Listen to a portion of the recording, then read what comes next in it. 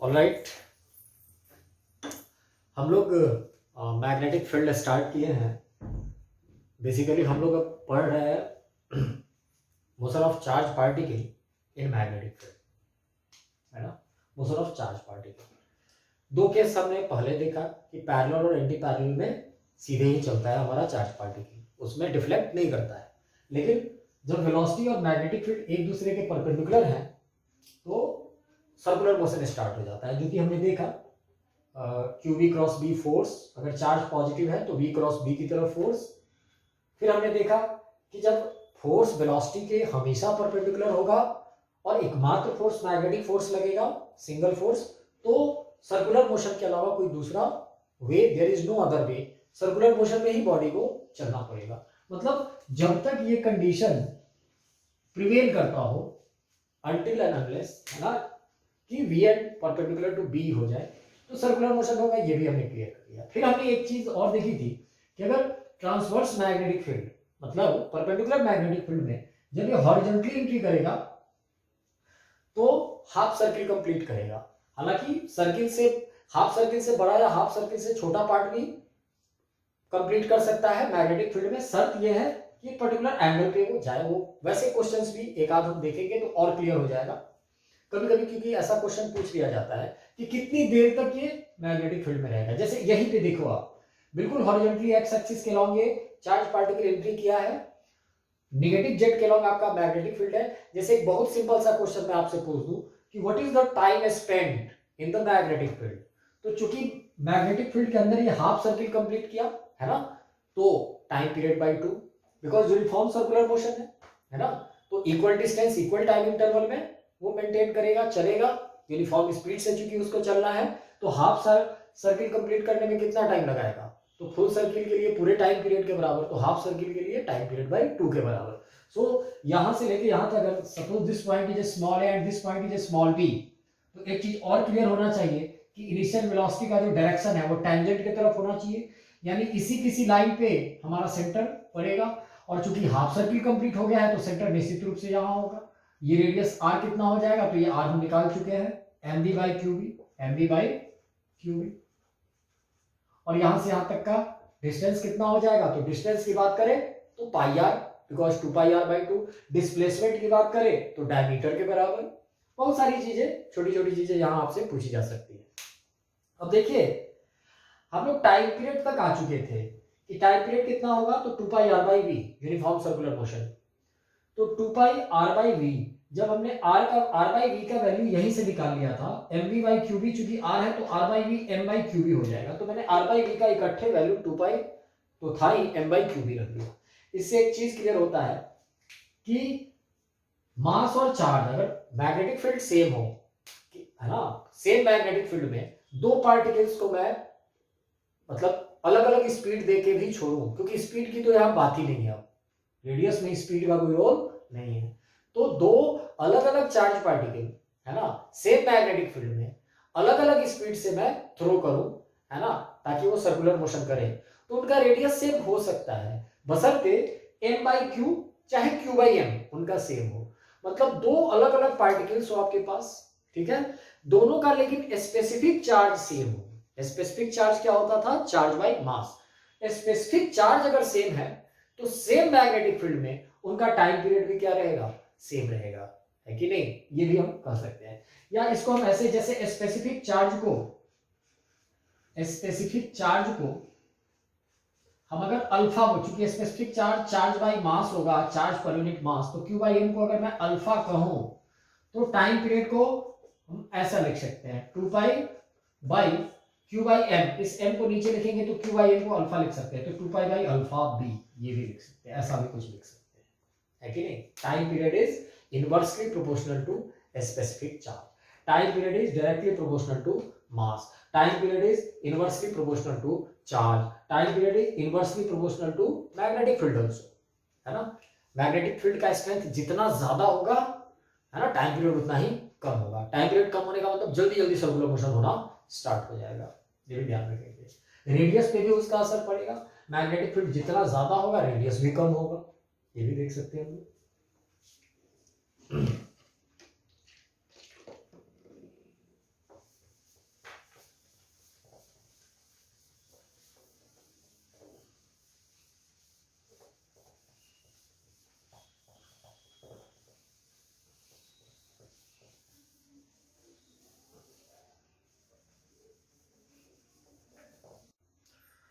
Alright, let us proceed. आगे बढ़ते हम लोग।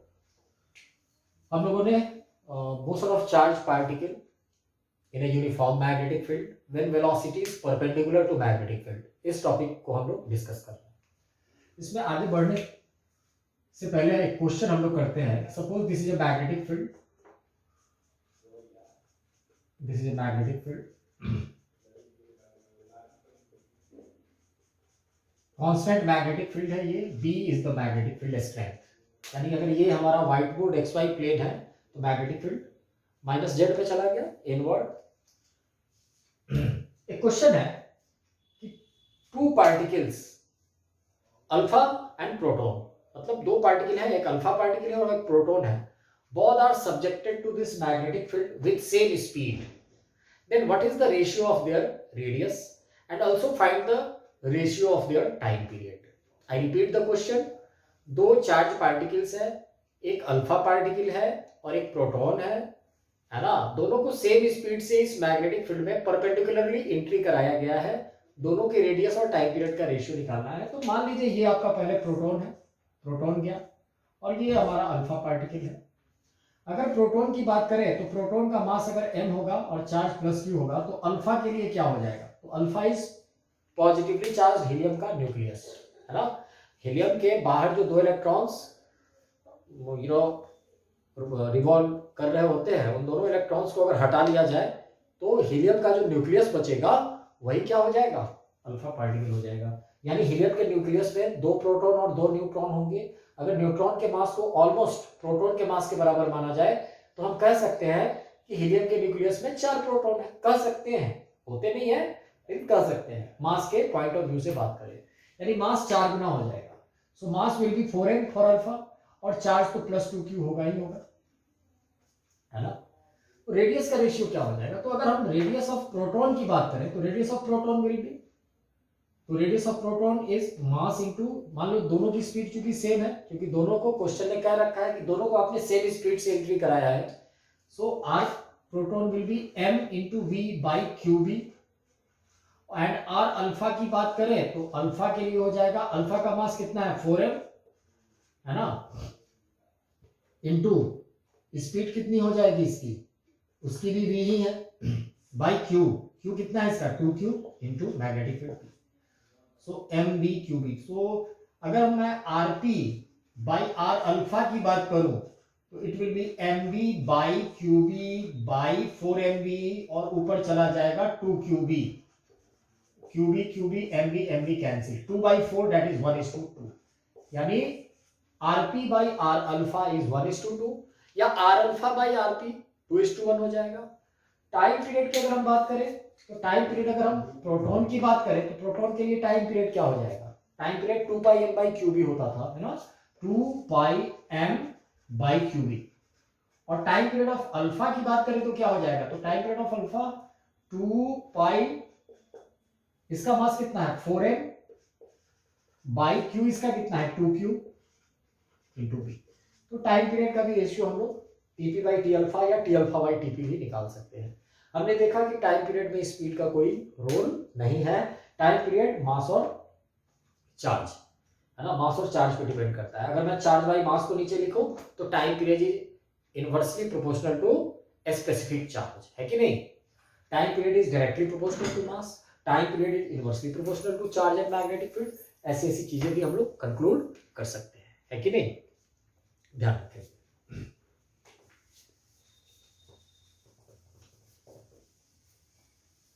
इसी मैग्नेटिक फील्ड में और भी बहुत सारे क्वेश्चन ऐसे ही सिमिलर टाइप के आपसे पूछे जा सकते हैं, है ना। सिमिलर टाइप के क्वेश्चंस की अगर हम बात करें तो पूछे जा सकते हैं। यहाँ पे अभी जो प्रीवियस क्वेश्चन था हमारा, उसमें हमने देखा कि दोनों को हमने सेम स्पीड दिया है ना, दोनों को हम लोगों ने सेम स्पीड दिया है। अगर मैं कहूं कि अल्फा पार्टिकल और प्रोटॉन दोनों को सेम काइनेटिक एनर्जी दिया गया, दोनों को सेम काइनेटिक एनर्जी दिया गया, तब उनके रेडियस का रेशियो क्या हो जाएगा, है ना, उनके रेडियस का रेशियो क्या हो जाएगा, उनके टाइम पीरियड का रेशियो क्या हो जाएगा, है ना। ऐसे क्वेश्चंस की बात करें तो सपोज इन्हीं प्रोटॉन और अल्फा पार्टिकल को आपने सेम काइनेटिक एनर्जी दी, यानी दिस इज द प्रोटॉन, आपने इसको भी काइनेटिक एनर्जी k दिया, और ये है आपका अल्फा पार्टिकल, इसको भी आपने काइनेटिक एनर्जी के दिया है कि नहीं। तो काइनेटिक एनर्जी दोनों को सेम देने से अब जरा हम पता करें कि काइनेटिक एनर्जी मोमेंटम और स्पीड्स में क्या रिलेशन होगा, है कि नहीं। तो अगर मैं प्रोटॉन का फिर से लिखता हूं कि प्रोटॉन का mass m charge plus q होगा, तो अल्फा पार्टिकल का क्या हो जाएगा, तो अल्फा पार्टिकल का मास 4m और चार्ज प्लस 2q हो जाएगा। इस कंक्लूजन पे तो हम जा चुके हैं। दोनों की काइनेटिक एनर्जी सेम होने का मतलब क्या होता है, तो देखिए काइनेटिक एनर्जी को हम लोग क्या लिखते हैं, तो kinetic energy k half M V square होता है, हाफ एम वी स्क्वायर। अगर हम मोमेंटम की बात करें, है ना, तो काइनेटिक एनर्जी और मोमेंटम में एक रिलेशन होता है, क्या होता है, तो मोमेंटम p बराबर क्या होता है mv। तो अगर मैं पी स्क्वायर बाई 2m करता हूं तो काइनेटिक एनर्जी आ जाता है, P square by 2m kinetic energy k के बराबर होता है। हम देख भी सकते हैं कैसे, तो m square V square by 2m करेंगे तो m से एक m कैंसिल हो जाएगा, वी स्क्वायर ऊपर रह जाएगा, हाफ m वी स्क्वायर हो जाएगा। प्रोटॉन और अल्फा पार्टिकल के काइनेटिक एनर्जी सेम होने का मतलब अब क्या होता है, तो देखिए मास तो दोनों का पता है, तो मोमेंटम का रेशियो हम लोग बड़ी आसानी से निकाल सकते हैं। यानी अगर इसका काइनेटिक एनर्जी और इसका काइनेटिक एनर्जी सेम है तो हम तुरंत मोमेंटम पे चले जा सकते हैं। जैसे P सपोज अल्फा पार्टिकल का प्रोटॉन का मोमेंटम सपोज P1 है और अल्फा का मोमेंटम अगर P2 है, जरा समझना है मेरी बातों को, है ना। दोनों का मोमेंटम, क्योंकि काइनेटिक एनर्जी सेम हो जाने से जरूरी नहीं है कि मोमेंटम सेम होगा, क्योंकि हाफ एम वी स्क्वायर का टर्म है कि नहीं। तो जरा आगे प्रोसीड करें तो हम लोग तुरंत पता कर सकते हैं कि अगर मैं प्रोटॉन के लिए लिखूं तो what I will write for proton. Proton के लिए काइनेटिक एनर्जी क्या हो जाएगा, तो P1 square by 2 into mass of proton and that must be equal to, चूंकि दोनों की काइनेटिक एनर्जी सेम है, that must be equal to P2 का square by 2 into mass of alpha. अगर प्रोटॉन का मास m है तो alpha का मास कितना है भैया, 4m है। तो 2 से 2 कैंसिल हो जाएगा, m से m कैंसिल हो जाएगा, तो यहां से P1 square by P2 square is equal to 1/4, that is P1 by P2 क्या हो जाएगा, 1/2 हो जाएगा। यानी प्रोटॉन और अल्फा के मोमेंटम का रेशियो क्या हो जाएगा, तो 1:2 हो जाएगा, है कि नहीं। 1:2 हो जाने से अब क्या होगा, तो अब हम लोग तुरंत किसका रेशियो निकाल देंगे, रेडियस का, क्योंकि रेडियस बराबर क्या होता है, तो रेडियस बराबर हो जाएगा, रेडियस ऑफ प्रोटॉन की बात करें तो m प्रोटॉन v प्रोटॉन, या मैं ये कहूं सीधे P1 by mv by qb, q into b, और r अल्फा क्या हो जाएगा, तो r अल्फा हो जाएगा P2 बाई q कितना है 2q इंटू b, क्योंकि mv बाई qb को हम लोग रेडियस बराबर mv को मैं P1 लिख सकता हूं फॉर प्रोटॉन और उसी mv को P2 लिख सकता हूं फॉर अल्फा। अब rp बाई r अल्फा क्या हो जाएगा, हम लोग निकाल सकते हैं। rp by r alpha will be here, मैं इधर लिख रहा हूं, rp by r alpha will be P1 by qb by P2 और ऊपर चला जाएगा 2qb, P2 P2 cancel, qb qb cancel, sorry P1 P2 cancel नहीं होगा, qb कैंसिल हो जाएगा, तो P1 बाई P2 हमारा कितना है, P1 बाई P2 1/2 है, P1 बाई P2 को 1/2 इंटू 2 लिखे, 2 cancel, 1:1, 1/1 that is 1:1। So rp by r alpha क्या हो जाएगा, 1:1, यानी दोनों का रेडियस सेम हो जाएगा अगर दोनों को सेम काइनेटिक एनर्जी प्रोवाइड किया जाए तो ऐसे क्वेश्चंस आपसे पूछे जा सकते हैं।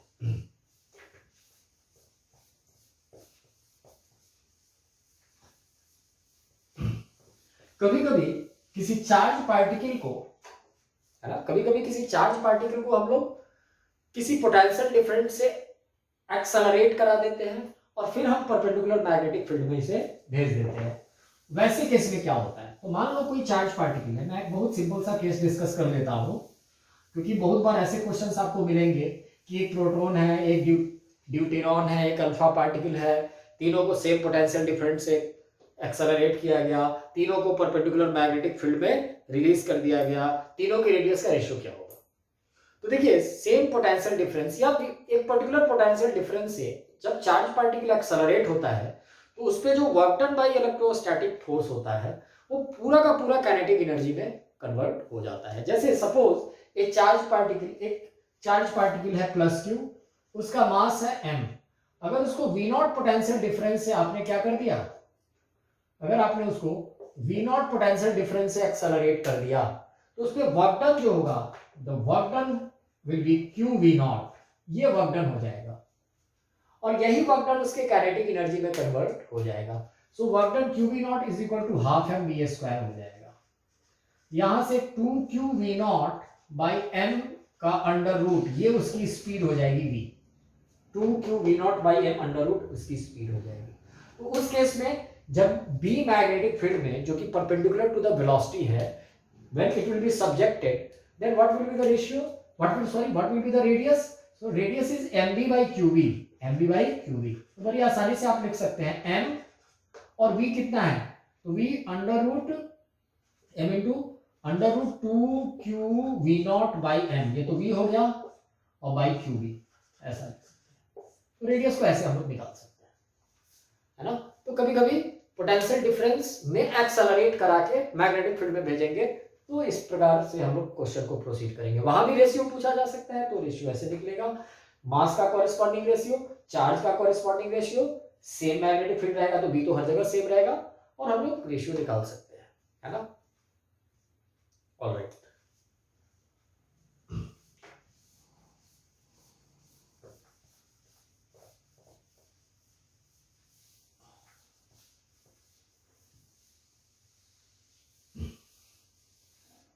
ओके।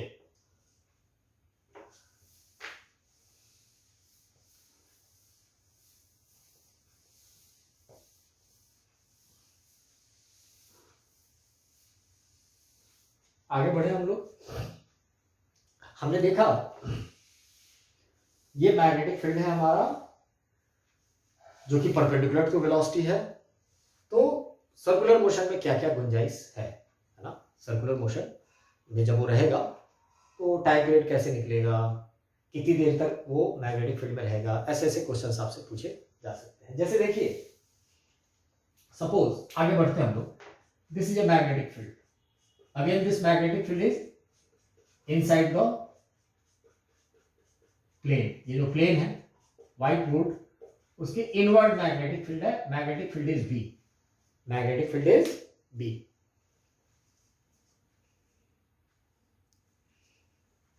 अब बात आती है कि अगर कोई चार्ज पार्टिकल प्लस क्यू और एम, जिसको v स्पीड हम देते हैं, q प्लस क्यू चार्ज है, m उसका मास है, तो सर्किल में बेंड किधर करेगा, तो हम लोग जानते हैं v क्रॉस b के, क्योंकि पॉजिटिव चार्ज है तो v क्रॉस b की तरफ फोर्स लगेगा, थंब ऊपर जाएगा, मतलब ये चार्ज पार्टिकल ऐसे मुड़ेगा।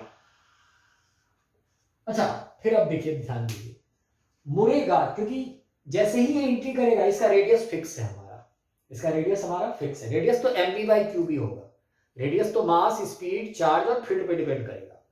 तो ये जो रीजन है, इस रीजन की विड्थ, अगर आपसे कोई कहे कि ठीक है चलो भैया हॉरिजॉन्टली एंट्री करेगा तो सर्किल, हाफ सर्किल कंप्लीट करेगा, ये हमने प्रीवियस लेक्चर में देखा, प्रीवियस पार्ट में देखा, लेकिन शर्त है ना कि इस मैग्नेटिक फील्ड की विड्थ कितनी होनी चाहिए, तो ये मैग्नेटिक फील्ड की विड्थ d जो है वो ग्रेटर देन अगर रेडियस जो कि mv बाई क्यूबी के बराबर है ना, अगर ग्रेटर देन इक्वल टू होगा तब जाकर के हाफ सर्किल कंप्लीट करेगा, तभी जाकर के हम लोग लिख सकते हैं कि हाफ सर्किल कंप्लीट करेगा। बाहर से ये आएगा, मैग्नेटिक फील्ड के बाहर से आएगा और हाफ सर्किल कंप्लीट करेगा, यानी ये शर्त जरूर होना चाहिए, है ना। और उसका सेंटर कहां कहीं लाई करेगा, तो ये वेलोसिटी का डायरेक्शन टैंजेंट और टैंजेंट पे परपेंडिकुलर, यानी ये जो बिल्कुल बैरियर लाइन है वहां पे यहां कहीं सेंटर लाई करेगा, ये भी हम जानते हैं। ऑलराइट, तो d अगर greater than equal to radius होता है जो कि mv बाई क्यूबी के बराबर है, तो हाफ सर्किल कंप्लीट करेगा। और इस केस में अगर टाइम स्पेंट आपसे पूछा जाए कि कितनी देर तक ये यहां रहा, time spent in magnetic field क्या हो जाएगा, तो time spent in magnetic field, time spent in magnetic field, time period by 2 हो जाएगा, that is time period by 2। Time period by 2 का मतलब 2 pi m by QB by 2, 2 cancel, that is pi m by QB, pi m by, है ना, पाई m by QB हो जाएगा। अब देखिए, चलो भैया ये सही बात है कि d क्या होना चाहिए, ग्रेटर देन रेडियस होना चाहिए, लेकिन क्या हमेशा डी जरूरी है कि ग्रेटर देन रेडियस होगा? तो जवाब है नहीं, कभी कभी डी लेस देन भी हो सकता है कि नहीं? अगर लेस देन होगा तो कैसे करेंगे ये थोड़ा सा देख लिया जाए, है ना?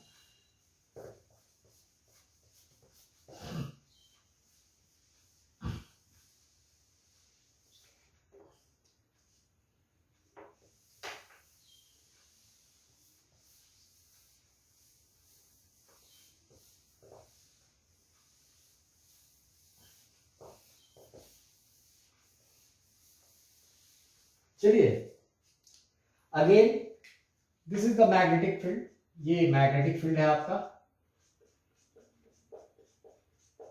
ये यहां कहीं तक है,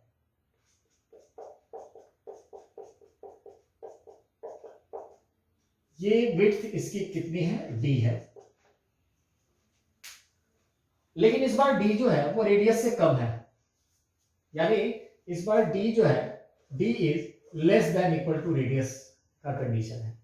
मतलब अगर कोई चार्ज पार्टिकल यहां हॉरिजॉन्टली ऐसे एंट्री करता, प्लस क्यू एम इसका मास प्लस क्यू इसका चार्ज और v स्पीड से अगर ये यहां एंट्री करता हॉरिजॉन्टली, तो हम जानते हैं कि ये तो जाता v क्रॉस v ऊपर की तरफ फोर्स लगता चूंकि पॉजिटिव चार्ज है, और ये यहां से ऐसे मुड़ता। लेकिन मुड़ते मुड़ते अगर हम बात करें, मुड़ता अगर, तो क्या ये हाफ सर्किल कंप्लीट कर पाता? तो नहीं, क्योंकि हाफ सर्किल कंप्लीट करते करते रेडियस के बराबर वो चलना चाहता, लेकिन डी चूंकि रेडियस से कम है इसलिए वो यहां पहुंच पाता। और यहां पहुंचने के बाद इसकी वेलोसिटी पे अगर एक टैंजेंट ड्रॉ करें और यहां मैग्नेटिक फील्ड यहां अगर खत्म हो जाए तो बिल्कुल ऐसे निकल जाता, हाफ सर्किल कंप्लीट करने का मौका इसे नहीं मिल पाता, है ना, हॉरिजॉन्टली एंट्री करने के बावजूद भी। ओके, अब ऐसे सिचुएशन में आपसे पूछ दिया जाए कि कितना टाइम स्पेंड किया, है ना, कितना इसका डिस्प्लेसमेंट हुआ, डिस्टेंस कितना कवर किया, ऐसी ऐसी चीजें आपसे पूछी जा सकती है। तो जरा चलिए ऐसे केस को हम लोग डिस्कस करते हैं। ध्यान ये रखना है here D is less then radius, क्योंकि डी लेस देन रेडियस होगा तभी वो नहीं कर पाएगा। डी अगर ग्रेटर देन रेडियस होता तब तो वो हाफ सर्किल कंप्लीट कर पाता और time spend time period by 2 हो जाता, जो कि हमने 1 मिनट पहले देखा था। अब ऐसे केस में क्या होगा, कैसे प्रोसीड करेंगे? तो देखिए अगेन ये बात तो हम बिल्कुल हमेशा कह सकते हैं कि इनिशियल वेलोसिटी का जो डायरेक्शन है, आप जैसे ही यहाँ एंट्री किए, आप सर्किल में मुड़ना स्टार्ट किए, यानी इनिशियल वेलोसिटी का डायरेक्शन जो है वो टैंजेंट है। तो टैंजेंट पे परपेंडिकुलर अगर ड्रॉ करेंगे तो यहाँ कहीं हमारा क्या हो जाएगा, सेंटर हो जाएगा। मान लो यहाँ कहीं इसका सेंटर होगा, या यहाँ हो सकता है कहीं भी, यहाँ सेंटर सी होगा। और ये किसके बराबर होगा? तो ये हो जाएगा रेडियस के बराबर आर, और रेडियस तो ये तय है, वो तो M B by Q B ही होगा, है ना, क्योंकि क्यू बी भी is equal to M B square by R से हमारा रेडियस कैलकुलेट होगा। तो M B by Q B हमारा रेडियस हो जाएगा। चलिए अब अगर डी लेस देन रेडियस है तो यहाँ पे कहीं वो निकल जाएगा, मैग्नेटिक फील्ड को छोड़ेगा। अगर मैं इस पॉइंट से, इस सेंटर से इस पॉइंट को मिला दूं तो ये भी रेडियस के बराबर होगा, क्योंकि ये पूरा जो पाथ है ये है तो सर्किल ही, और सर्किल के हर पॉइंट का सेंटर से डिस्टेंस रेडियस के बराबर होगा, ये भी हम जानते हैं। मान लीजिए यहां से एक परपेंडिकुलर ये 90 डिग्री होगा, ये भी हम जानते हैं, है कि नहीं? अगर ये एंगल हॉरिजॉन्टल के साथ, समझना है मेरी बातों को, हॉरिजॉन्टल के साथ ये एंगल अगर ये टैंजेंट है ना, if this angle is theta, मैं अगर कहूं कि हॉरिजॉन्टल के साथ थीटा एंगल बना के ये निकलता, अगर ये एंगल थीटा है तो ये भी एंगल थीटा होगा, वर्टिकली अपोजिट एंगल, है ना। और ये अगर थीटा होगा तो ये एंगल 90 माइनस थीटा हो जाएगा, because this is tangent and this is radius. ये अगर थीटा होगा तो ये 90 माइनस थीटा हो जाएगा, तो ये तुरंत थीटा हो जाएगा, है ना, because this is 90 minus theta. कारण ये है क्योंकि this angle is 90, this angle is 90। तो हॉरिजॉन्टल के साथ थीटा बना के ये निकल पाता। उस केस में अगर ये थीटा है तो ये भी थीटा, ये 90 माइनस थीटा और ये थीटा। अब चलिए हम लोगों को देखना है, बहुत सारी चीजें हम लोगों को अब कैलकुलेट करना है कि यहां से जब तक ये फील्ड में था तब तक कितना टाइम स्पेंड किया। जैसे point A is this and point B is this, तो ए से बी तक चलने का टाइम, तो हम जानते हैं कि यूनिफॉर्म सर्कुलर मोशन में आप चलते हो, पूरा सर्किल कंप्लीट करते तो 360 घूमते, तो थीटा घूमोगे तो कितना टाइम लगेगा, है ना। यूनिटरी मेथड से भी हम लोग यहाँ पता कर सकते हैं। अब जरा ये थीटा कैसे निकलेगा, तो अब हम लोग थीटा निकाल सकते हैं। कैसे? तो अगर मैं यहाँ इस राइट एंगल ट्राइंगल में देखूं, ये वाला जो राइट एंगल ट्राइंगल है, इसमें साइन थीटा क्या हो जाएगा, तो यहाँ साइन थीटा की अगर बात करूं तो sine theta will be P by H. What is P? तो P is D, क्योंकि ये D width है, यही P के बराबर है, और H कितना है? तो R के बराबर है radius, sin theta is D by R. तो तुरंत यहां से क्या निकल जाएगा? थीटा निकल जाएगा. जैसे मान लीजिए D R by 2 होता, क्योंकि D तो कम रहना है रेडियस से. Suppose if D is equal to R by 2 होता, एक केस लेकर के मैं डिस्कस कर देता हूं. तो D अगर R by 2 होता तो साइन थीटा कितना होता? उस केस में साइन थीटा हो जाता R by 2 by R cancel 1 by 2. 1 by 2 का मतलब 30 डिग्री है ना. तो जब ये 30 डिग्री मूव करेगा तो कितना टाइम लगता? तो पूरा 360 घूमने में टाइम पीरियड के बराबर टाइम लगता है. 360 डिग्री घूमने में टाइम पीरियड के बराबर टाइम लगेगा. तो 30 डिग्री घूमने में कितना टाइम लगता? तो 30 इंटू टी बाई 360, क्योंकि यूनिफॉर्म सर्कुलर मोशन है. 30 से ये 12 टाइम कैंसिल, यानी टाइम पीरियड बाई 12 टाइम लगता. टाइम पीरियड कितना होता है? तो time period 2 pi m by Q B, क्योंकि उसको तो कोई मतलब नहीं है स्पीड से, वो तो मास और चार्ज पे डिपेंड करेगा. ये हो जाता 2 pi m by Q B, और नीचे रहता 12. 2 से 6 टाइम कैंसिल, यानी pi m by 6 Q B time हो जाता. ये क्वेश्चन मैंने डिस्कस करा दिया. उसी तरीके से आपसे और भी बहुत सारी चीजें पूछी जा सकती थी. जैसे पूछ दिया जाता कि what is the average velocity from A to B. तो एवरेज वेलोसिटी क्या होता है? तो एवरेज वेलोसिटी होता है total displacement by total time. Displacement कैसे निकालते? तो ए से बी इस पॉइंट को सीधे मिला देते, शॉर्टेस्ट डिस्टेंस. और ये शॉर्टेस्ट डिस्टेंस कैसे निकलता? तो शॉर्टेस्ट डिस्टेंस भी हम लोग निकाल सकते थे. कैसे निकालते? तो यहां से एक परपेंडिकुलर ड्रॉ कर देते. ये सर्किल का कॉर्ड है, ये बाइसेक्ट करता. और ये कैसे निकालते? तो ये 90, ये थीटा, तो ये थीटा बाई 2, ट्रिग्नोमेट्री लगाते, ये निकाल लेते, और इसका ट्वाइस कर देते, डिस्प्लेसमेंट निकल जाता. तो total displacement by total time pi m by 6 Q B कर देते, तो एवरेज वेलोसिटी आ जाता. यही पे हमसे पूछता what is the average speed. तो एवरेज स्पीड के लिए कहीं जाने की जरूरत नहीं है. एवरेज स्पीड v के ही बराबर रहता है, क्योंकि कांस्टेंट स्पीड से चल रहा है ना. मैग्नेटिक फील्ड जब परपेंडिकुलर होगा तो आप कांस्टेंट स्पीड से चलेंगे, है कि नहीं. हालांकि मैग्नेटिक फील्ड वाला फोर्स तो कुछ करता ही नहीं है, स्पीड के साथ तो कोई छेड़छाड़ नहीं करता हो, तो स्पीड तो हमेशा फिक्स रहेगा. तो क्या एवरेज स्पीड और क्या इंस्टेंटेनियस स्पीड? स्पीड हमेशा ही सेम रहेगा. जो स्पीड यहाँ रहेगी वही स्पीड यहाँ रहेगी, वही यहाँ रहेगी, वही यहाँ रहेगी, वही यहाँ रहेगी, वही यहाँ रहेगी. तो पूरे स्पान में एवरेज स्पीड भी वही रहेगी जो किसी इंस्टेंट की स्पीड होगी, जो कि v थी. तो एवरेज स्पीड निकालने के लिए पेन उठाने की भी जरूरत नहीं है, v ही आंसर हो जाएगा.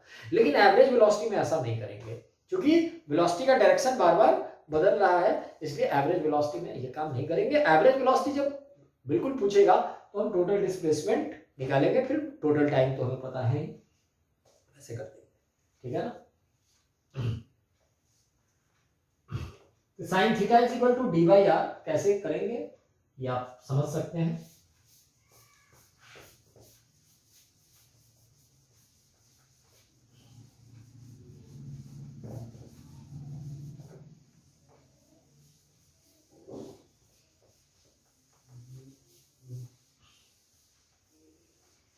ऑलराइट,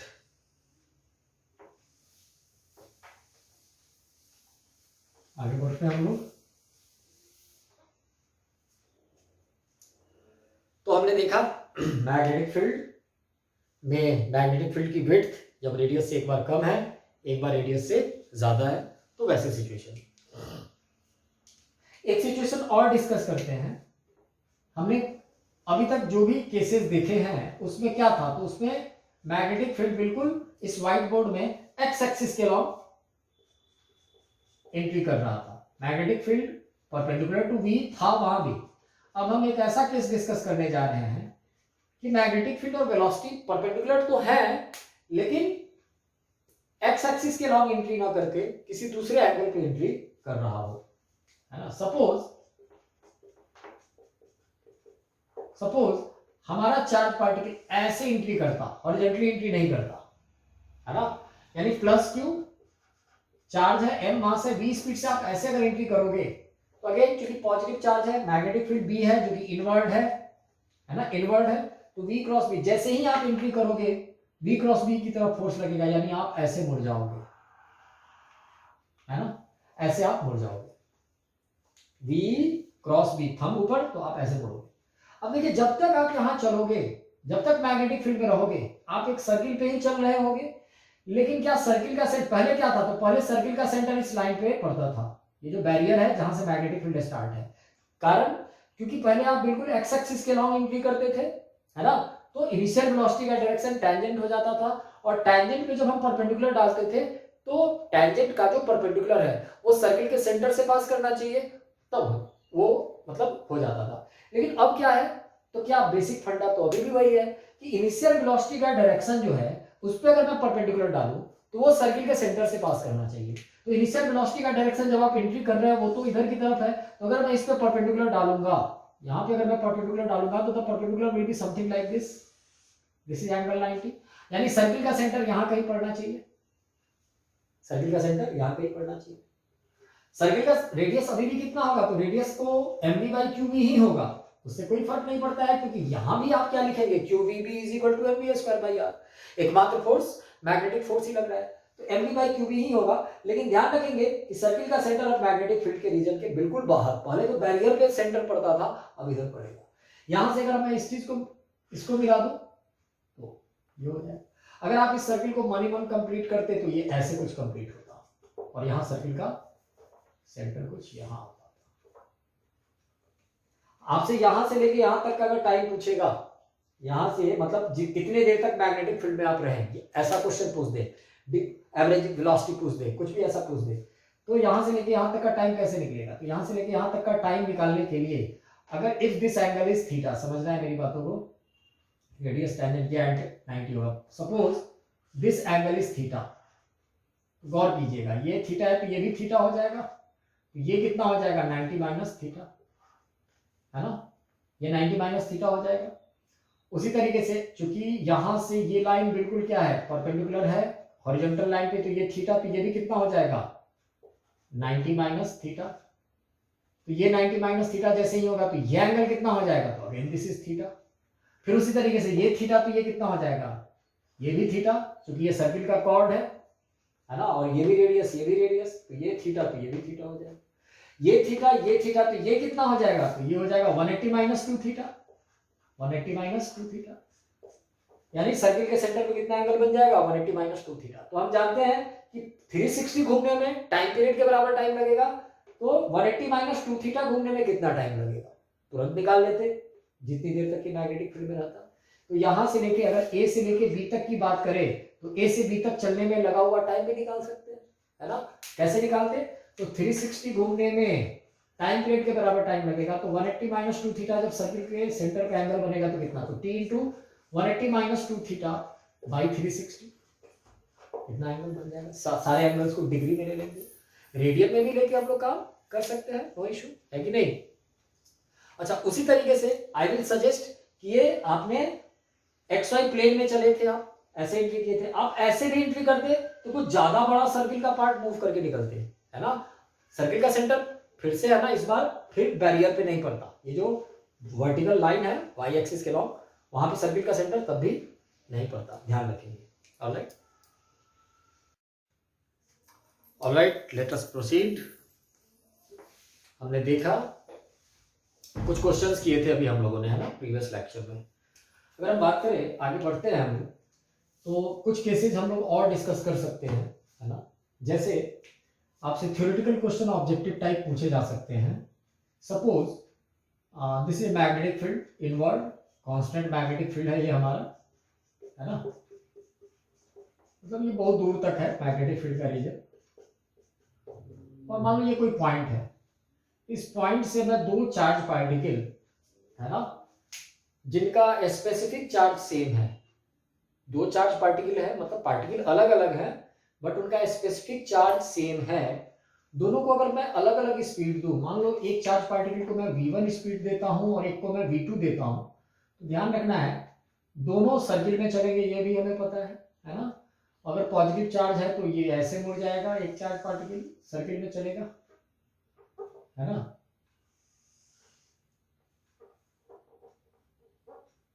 और दूसरे की बात करें तो वो ऐसे चल सकता है, वो डिपेंड करता है स्पीड, डिपेंड किस पे करता है, स्पीड पे। अगर ये v1 वाले का है और ये v2 वाले का है तो रेडियस किसका ज्यादा होगा, तो बड़े वाले सर्किल का रेडियस ज्यादा होगा, लेकिन ध्यान ये रखना है कि दोनों सेम टाइम पे ही अपने इनिशियल पॉइंट पे आ जाएंगे, है ना, दोनों सेम पॉइंट पे, अब सेम टाइम इनिशियल पॉइंट पे आने का मतलब चूंकि दोनों का स्पेसिफिक चार्ज क्या है, सेम है। और टाइम पीरियड की अगर हम बात करें, टाइम पीरियड की बात करें तो वो होता है 2πm/qv, है ना, 2πm/qv। तो m/q दोनों का सेम है, इसलिए t भी दोनों का सेम होगा, चूंकि b कॉमन है, सेम है, इसलिए जितनी देर में ये बड़ा सर्किल वाला यहाँ पहुंचेगा, छोटा सर्किल वाला भी उतनी देर में वहीं पे पहुंच जाएगा। यानी two charge particles, we can draw the conclusion that two charge particles having same specific charge, if given different speeds v1 and v2 from the same point in a perpendicular magnetic field, they will take equal time to come at the initial point। उन दोनों को अपने initial point पे आने में same time लगेगा। Radius दोनों circles की अलग अलग हो जाएगी, ये एक अलग बात है ना, दोनों के रेडियस का। अच्छा, रेडियस की तो बात हम कर ही सकते हैं, mv/qv, है ना, तो mv/qv से हम लोग रेडियस का पता कर सकते हैं। तो रेडियस किसका ज्यादा होगा, किसका कम होगा? अगर हम बात करें तो रेडियस होता है mv/qv। तो चूंकि m/q दोनों का सेम है या q/m दोनों का सेम, एक ही बात हुआ, b कॉमन है, तो जिसका v ज्यादा होगा, है ना, उसका r ज्यादा होगा। यानी if v1 is greater than v2 आप बोलते हो, तो आप r1 ग्रेटर देन r2 भी बोल सकते हो फॉर द सिचुएशन, लेकिन इनिशियल पॉइंट पे आने का टाइम दोनों का सेम रहेगा। तो इससे थ्योरेटिकल क्वेश्चंस पूछे जा सकते हैं, ध्यान रखेंगे। आगे बढ़ते हैं हम लोग। कभी कभी ऐसे क्वेश्चंस भी पूछे जा सकते हैं कि दो या एक चार्ज पार्टिकल है, ट्रांसवर्स मैग्नेटिक फील्ड में दोनों को वेलोसिटी दे दिया गया, what is the work done during the full revolution by the magnetic force. तो work done by magnetic force क्या हो जाएगा? Work done by magnetic force always zero, है ना। ये तो बिल्कुल एक जनरल थ्योरम ही आप बना सकते हो कि कुछ भी हो जाए मैग्नेटिक फोर्स कभी भी वर्क डन नहीं करता है ना, कुछ भी हो जाए मैग्नेटिक फोर्स कभी वर्क डन नहीं करता है। तो इस चीज को आप दिमाग में रख सकते हो, work done by magnetic force is always, work done by magnetic force always zero, always zero, ये हम कर सकते हैं। ओके, आगे प्रोसीड करते हैं। हमने v परपेंडिकुलर b देख लिया, है ना। मोशन अब हम देखने जा रहे हैं, motion of charge particle, motion of charge particle when theta, theta का मतलब यहां हमेशा वेलोसिटी और मैग्नेटिक फील्ड के बीच का है। थीटा किसके बीच का है? वेलोसिटी और मैग्नेटिक फील्ड के बीच का है। Theta naught equal to 0, theta naught is equal to 180 and theta naught is equal to 90। मतलब 0 नहीं है, 180 नहीं है और 90 नहीं है। जैसे 30 है, 60 है, 120 है, एटसेट्रा। थीटा 0 पे तो आपने देखा स्ट्रेट लाइन पाथ होगा, थीटा 180 पे भी स्ट्रेट लाइन पाथ होगा, थीटा 90 पे सर्कुलर मोशन होगा। ये तीन चीज हम लोग देख चुके हैं। लेकिन what about the case when theta is 30, what about the case when theta is 60? मतलब वेलोसिटी और मैग्नेटिक फील्ड के बीच में कुछ एक्यूट चाहे ऑब्ट्यूज एंगल बने तो चार्ज पार्टिकल का मोशन क्या होगा। अब समझते हैं। मान लीजिए मैग्नेटिक फील्ड हमारा कुछ एक्स एक्सिस की तरफ है ना। This is a constant magnetic field B I cap, B vector is equal to B I cap हमने लिख दिया, है ना। एक चार्ज पार्टिकल है प्लस क्यू जिसका मास m है, उसके हमने वेलोसिटी v दे दिया मैग्नेटिक फील्ड से थीटा एंगल बना के, और देखने से क्लियर है कि ये थीटा जो है क्या है, तो this theta is acute angle, है कि नहीं। तो मैं अपने वेलोसिटी को क्या लिख सकता हूँ, velocity of the charge particle को क्या लिख सकता हूँ अगर वेक्टर फॉर्म में लिखना पड़ा तो I will write v cos theta I cap plus v sin theta G cap. यहाँ v cos थीटा जो है वो मैग्नेटिक फील्ड के पैरेलल कंपोनेंट है और v sin थीटा जो है वो मैग्नेटिक फील्ड के परपेंडिकुलर वाला कंपोनेंट है। मतलब मैं यहाँ ब्रेक करूँ तो वेक्टर वाइज ऐसे दिखा भी सकता हूँ, इधर हमारा कुछ v cos थीटा हो जाएगा and this is v sin theta and regarding the direction of magnetic field हमने वेलोसिटी को क्या कर दिया है, ब्रेक कर दिया है। तो अगर मैं अपना कार्टेशियन कोऑर्डिनेट सिस्टम यहाँ बना दूं तो X Y, this whiteboard is X Y plane, X axis के अलॉन्ग हमारा बी मैग्नेटिक फील्ड है, एक्स एक्सिस के अलॉन्ग v cos थीटा है, वाई एक्सिस के अलॉन्ग v sin थीटा है। अब देखिए यहाँ दो बातें निकल के आती हैं। दो बातें क्या निकल जाती है, तो ये जो v cos थीटा है ये मैग्नेटिक फील्ड के लॉन्ग का वेलोसिटी का कंपोनेंट है, और जो फोर्स आना है हमें पता है कि जो फोर्स आना है, वेलोसिटी कुछ भी हो, फोर्स तो आता है वो qv क्रॉस b, यानी b पे परपेंडिकुलर तो होगा ही होगा। तो हमने, आप बिल्कुल पहला लेक्चर याद कीजिएगा, उसमें कुछ पॉइंट्स मैंने बोला था। तो मैंने ये भी बोला था कि वेलोसिटी का वो कंपोनेंट जो मैग्नेटिक फील्ड के अलोंग होता है वो भी कभी नहीं बदलता है मैग्नेटिक फोर्स की वजह से। मैग्नेटिक फोर्स बेशक एक फोर्स है, वेलोसिटी को बदलने का काम करता है, लेकिन वो वेलोसिटी के उसी कंपोनेंट को बदलता है जो मैग्नेटिक फील्ड के परपेंडिकुलर है ना। तो मैग्नेटिक फील्ड के अलोंग v cos थीटा है, तो यानी ये v cos थीटा कभी नहीं बदलेगा। नहीं बदलने का मतलब ना ही मैग्नीट्यूड में बदलेगा ना ही ये डायरेक्शन में बदलेगा, लेकिन v sin थीटा बदलेगा।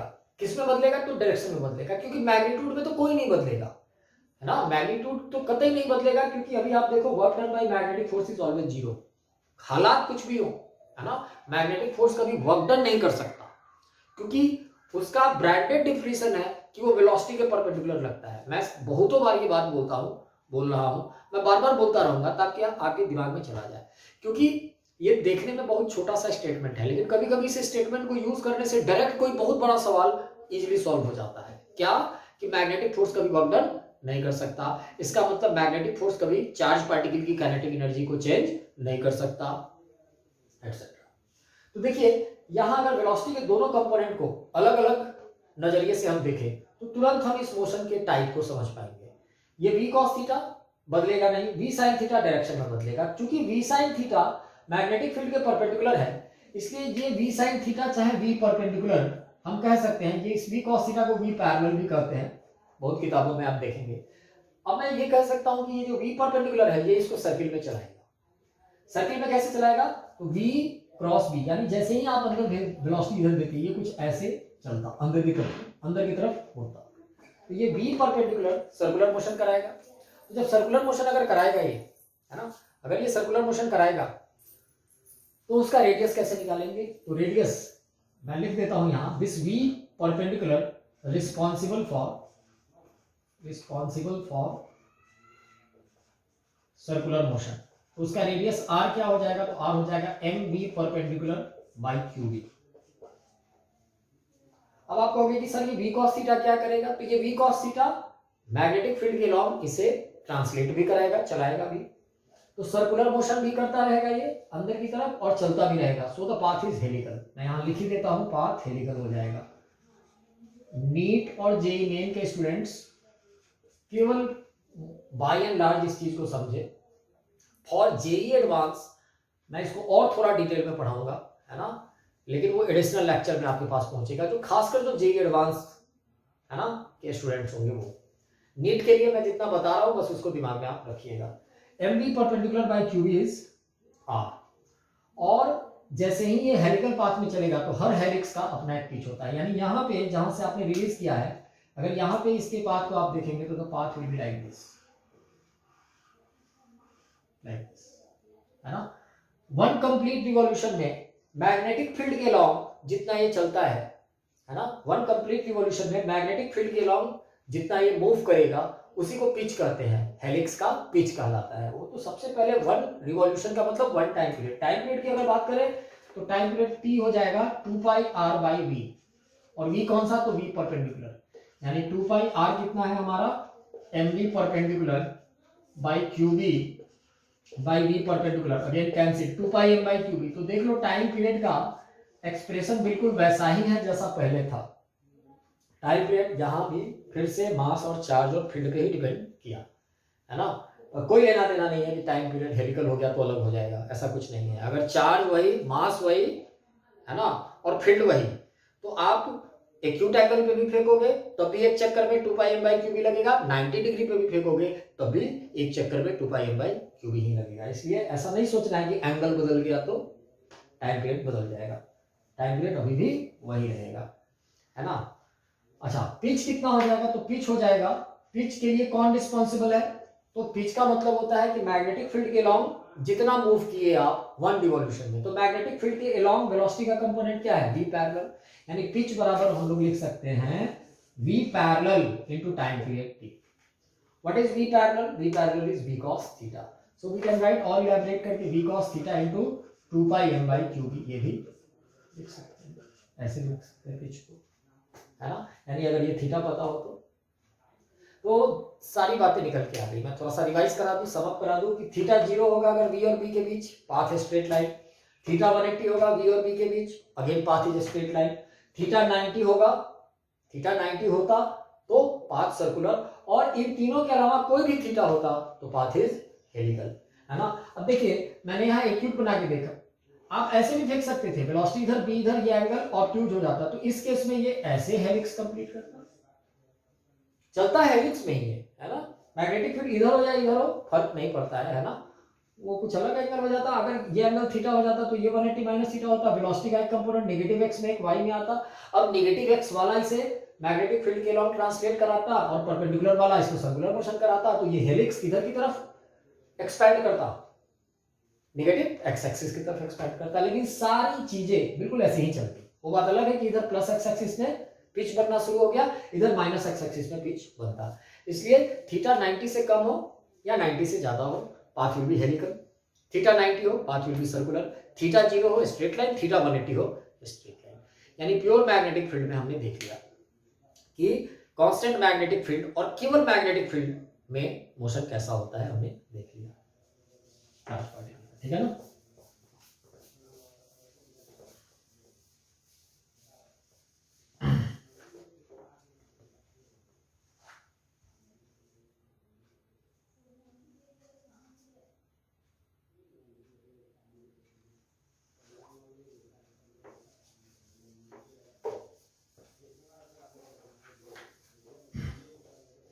Now we will discuss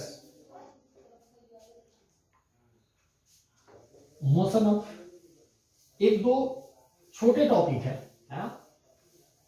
अभी मोशन तो डिस्कस नहीं कर रहे हैं, लेकिन combined electric field and magnetic field में चार्ज पार्टिकल के साथ क्या होता है इसको थोड़ा देखने जा रहे हैं। Combined electric field and magnetic field, मान लो कोई रीजन है उसमें इलेक्ट्रिक फील्ड ई है, हेडिंग दे सकते हैं हम लोग कंबाइंड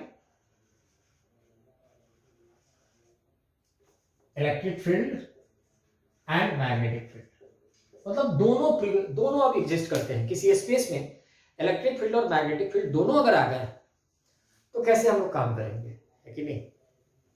तो इलेक्ट्रिक फील्ड और मैग्नेटिक फील्ड दोनों आ जाएंगे तो जाहिर सी बात है कि अब दोनों फोर्स लगना स्टार्ट हो जाएगा, है ना। अब दोनों फोर्स लगना स्टार्ट हो जाएगा, यानी उस केस में नेट फोर्स हम लोग क्या बोलेंगे, नेट फोर्स हमारा हो जाएगा very simple, QE plus QV cross B, QV cross, है ना। Net force will be QE। Alright, तो कंबाइंड इलेक्ट्रिक फील्ड और मैग्नेटिक फील्ड में net force QE plus QV cross B हो जाएगा। This is also called Lorentz force, है ना। Net force को हम लोग लॉरेंज फोर्स भी कहते हैं।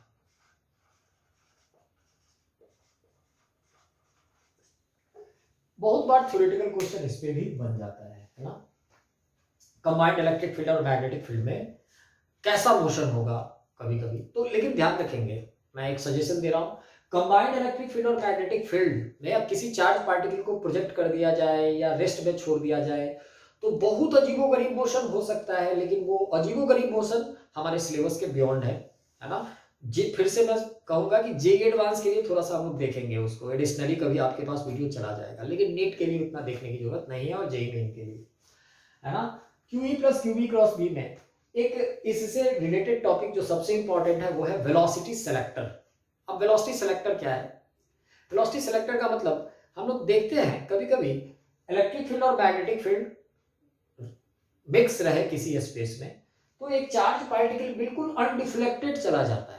अनडिफ्लेक्टेड का मतलब जो इस वेलोसिटी से आप उस मिक्स रीजन में भेजेंगे उसी वेलोसिटी से चला जाता है, मतलब वेलोसिटी नहीं बदलता है, मतलब ना ही मैग्नीट्यूड बदलता है ना ही डायरेक्शन बदलता है। तो उस केस में ये इलेक्ट्रिक फोर्स मैग्नेटिक फोर्स को कैंसिल आउट कर रहा होता है। इलेक्ट्रिक फोर्स जो है वो मैग्नेटिक फोर्स को कैंसिल आउट कर रहा होता है और नेट फोर्स 0 हो जाता है। तो नेट फोर्स 0 होने के लिए मतलब इसका सम 0 हो रहा होता है, इसी को वेलोसिटी सेलेक्टर कहते हैं।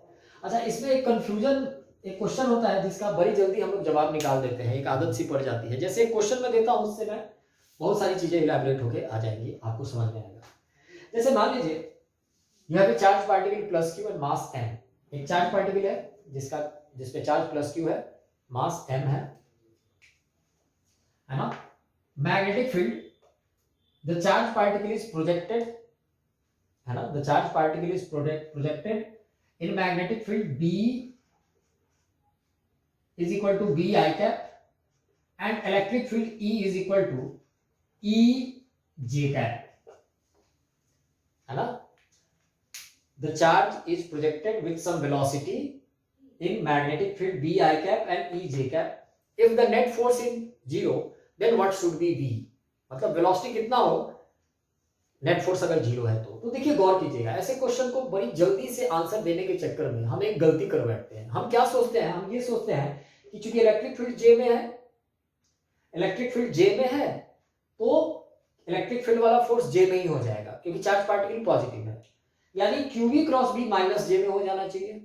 QV क्रॉस B किस में हो जाना चाहिए, माइनस J में होना चाहिए, ताकि J और माइनस J कैंसिल आउट हो जाएगा। तो माइनस J में लाने के लिए B हमारा आई कैप में है तो हम उसी हिसाब से वेलोसिटी को फिट कर लेते हैं कि V कितना हो, मतलब किस में I के साथ किसका क्रॉस प्रोडक्ट माइनस J में जाएगा, तो I के साथ K का K क्रॉस I, अगर V को K में ले लेंगे तो K क्रॉस I क्या हो जाता है, J हो जाता है। यानी V को अगर माइनस K में ले लें, V को अगर हम माइनस K में ले लें तो काम बन जाएगा, तो माइनस K क्रॉस I ये माइनस J हो जाएगा, यानी मैग्नेटिक फोर्स F मैग्नेटिक क्या हो जाएगा, तो F मैग्नेटिक मैं कर रहा हूं, अभी ध्यान से देखना है पहले मैं क्या कर रहा हूं और किसके लिए मना कर रहा हूं, समझना है मेरी बात को। कि अगर कोई कहे कि V को माइनस K में ले लो, तो माइनस K में ले लोगे तो माइनस K और B वेलोसिटी और मैग्नेटिक फील्ड एक दूसरे के परपेंडिकुलर हो जाएंगे, तो minus K cross I minus J हो जाएगा, ये पूरा चीज माइनस J में आ जाएगा, इलेक्ट्रिक फील्ड वाला फोर्स J में है, ये दोनों कैंसिल आउट हो जाएगा, नेट फोर्स 0 हो जाएगा। लेकिन गलती कहां है वो देखिए, तो अब आप क्या कहते हैं, V चूंकि माइनस K में है, B I में है, तो मैग्नीट्यूड Fm का मैग्नीट्यूड क्या हो जाएगा, QVB, और F इलेक्ट्रिक का मैग्नीट्यूड क्या हो जाता, QE, और अब आप दोनों को कहोगे बराबर, क्योंकि मैग्नीट्यूड तो बराबर होना चाहिए कैंसिल आउट होने के लिए, तो QE Q कैंसिल, है ना, V इज इक्वल टू क्या आ जाएगा, V इज इक्वल टू आ जाएगा E बाई B आ जाएगा। आप तुरंत कह दे V बराबर E बाई B हो जाना चाहिए, तब काम बन जाएगा। लेकिन देखिए ऐसा ये अधूरा आंसर है ना, वेलोसिटी का के लिए ये अधूरा आंसर है। कैसे, तो अब मैं आपको समझा दूं। आप मान लो हम अपने मन से, यानी ये तो हो गया कि प्री एज्यूम किया, आप अपने मन से ही मान लिए कि नहीं हमारा वेलोसिटी माइनस K में ही होना चाहिए और मैग्नीट्यूड E बाई B होना चाहिए। क्या वेलोसिटी के और दूसरे कंपोनेंट नहीं हो सकते हैं क्या, है ना। ये वेलोसिटी किस में आया, अगर कोई पूछ दे कि ये वेलोसिटी किस में आना चाहिए, तो आप तुरंत बोल दोगे सर माइनस K में आना चाहिए, क्योंकि minus K cross I he J हो पाएगा, माइनस J होगा और ये J में है तभी जाके कैंसिल आउट हो पाएगा। लेकिन ऐसे क्वेश्चंस को प्रोसीड करने के लिए व्हाट आई सजेस्ट, जो मैं सजेशन दे रहा हूं उसको ध्यान रखेंगे जब कभी भी, क्योंकि ऐसे क्वेश्चन बहुत टाइप के हो सकते हैं। जैसे मैंने यहाँ B दे दिया, E दे दिया, मैग्नेटिक फील्ड दे दिया, इलेक्ट्रिक फील्ड दे दिया, वेलोसिटी के बारे में पूछ दिया। कभी कभी होगा वेलोसिटी दे देगा, इलेक्ट्रिक फील्ड दे देगा, मैग्नेटिक फील्ड के बारे में पूछेगा। सारे क्वेश्चन सेम रहेंगे, कंडीशन उनका सेम रहेगा। क्या सेम रहेगा, तो नेट फोर्स 0 वाला क्वेश्चन रहेगा। यहाँ पे नेट फोर्स 0 है, magnetic field B I cap दिया हुआ है, electric field E J cap दिया हुआ है। आप अपने मन से वेलोसिटी मान लो, let the velocity V is V1 I cap plus V2 J cap plus V3 K cap, है ना। क्योंकि हमें थोड़ी पता है, हम कैसे कह सकते हैं कि वेलोसिटी I में ही होना चाहिए या J में ही होना चाहिए या K में ही होना चाहिए या माइनस K में होना चाहिए, हमें पहले नहीं पता। आप अपने मन से मान लो, तब जाकर के एक जनरल सॉल्यूशन और एक जनरल कंक्लूजन पे उतर पाओगे, और तभी जाकर के किसी अच्छे क्वेश्चन का, है ना, ऑब्जेक्टिव टाइप अच्छा क्वेश्चन सॉल्व कर पाओगे। तो ऐसे सिचुएशन में जब इलेक्ट्रिक फील्ड और मैग्नेटिक फील्ड दिए हुए हों और वेलोसिटी के बारे में पूछा जाए ताकि नेट फोर्स 0 हो, तो आप वेलोसिटी को V1 I cap plus V2 J cap plus V3 K cap मान ले। या कभी कभी वेलोसिटी दे दे, इलेक्ट्रिक फील्ड दे दे और B के बारे में पूछे कि मैग्नेटिक फील्ड कैसा होना चाहिए, तो आप मैग्नेटिक फील्ड को V1 I cap plus V2 J cap plus V3 K cap मान ले, देन प्रोसीड करें। ठीक है, तो देखिए अगर मैं हमारी वेलोसिटी ये हो जाती है तो नेट फोर्स 0 कैसे लिखेंगे, तो नेट फोर्स हम लोग 0 लिखते हैं, Vnet is equal F net is equal to क्या हो जाता, तो हो जाता QE J cap, electric field वाला J में है तो QE J cap, plus magnetic field क्या हो जाता, तो Q V क्रॉस B, तो V को लिखते हैं हम लोग V1 I cap plus V2 J cap plus V3 K cap, v across b कितना हो जाएगा, b है हमारा b आई कैप और it must be zero, net force zero का मतलब अब ये लिखेंगे। अब देखिए फिर फर्दर क्या लिखेंगे, तो लिखेंगे क्यू ई जे कैप, ये तो है ही है, प्लस क्यू, अब देखिए v1 आई कैप क्रॉस b आई कैप, आई क्रॉस आई क्या होता है, जीरो, खत्म, क्यू तो बाहर है ही, v1 आई कैप क्रॉस b आई कैप खत्म, v2 जे कैप क्रॉस b आई कैप कितना हो जाएगा, तो v2 into B, v2 b तो हो ही गया, और j क्रॉस i कितना होगा, माइनस के plus v3 k cap cross b आई कैप, तो v3 b मैग्नीट्यूड हो जाएगा और k क्रॉस i क्या हो जाएगा, j, and that must be equal to zero. अब देखिए फिर से फर्दर हम लोग क्या लिख सकते हैं, तो फर्दर लिख सकते हैं Q E J cap plus Q v2 b minus k cap plus Q v3 b j cap, that must be equal to zero. फिर हम लोग क्या लिख सकते हैं फर्दर, j वाले को एक साथ ऐड करें तो Q E plus Q v3 b है ना, j cap plus Q v2 b minus k cap, that must be equal to zero. यहां तक पहले हम लोग लिखेंगे कि ये चीज जीरो होना चाहिए। अब देखिए ये एक वेक्टर है जिसके दो कंपोनेंट है, एक j में है और एक माइनस k या k में बोल सकते हो, k बोलेंगे तो यहां माइनस लगा देंगे, है ना, इसे जीरो होना है। तो किसी वेक्टर को जीरो होने का मतलब है कि उसके सारे components, x component, y component और z कंपोनेंट तीनों जीरो होने चाहिए, तभी होगा, तभी हम वेक्टर को जीरो कर पाएंगे। तो देखिए अगर j को जीरो करोगे, अगर आप इसे जीरो करोगे तो what you will get is Q E plus Q v3 b is equal to zero, है ना। तो यहां से कंक्लूजन निकल जाएगा, v3 की अगर हम बात करें तो क्यू बराबर minus Q v3b, Q cancel, है ना, e बाई बी आ जाएगा माइनस, तो मैग्नीट्यूड की बात करें तो e बाई बी आ जाएगा जो कि पहले आया था।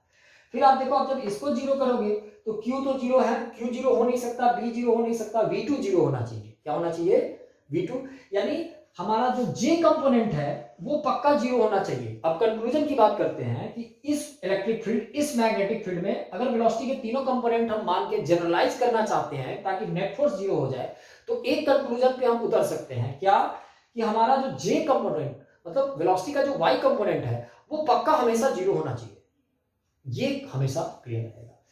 अब देखो v3 k कंपोनेंट जो होना चाहिए वो नेगेटिव भी होना चाहिए, आप देख लीजिए v3 minus e by B आने का मतलब यहां बिल्कुल आ रहा है, देखो ये हमने बोला था ना कि ये v माइनस k में होना चाहिए था, जो कि शॉर्टकट वाला आंसर था। तो देखिए v3 minus e by B होना चाहिए, वो कह भी रहा है, ये जनरल सॉल्यूशन।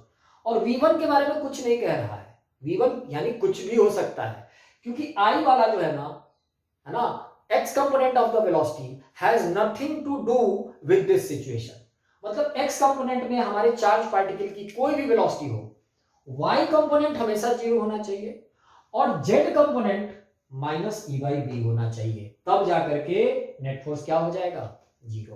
तो वो जो आंसर था कि v बराबर e by B minus K cap हो जाए, वो अधूरा आंसर था।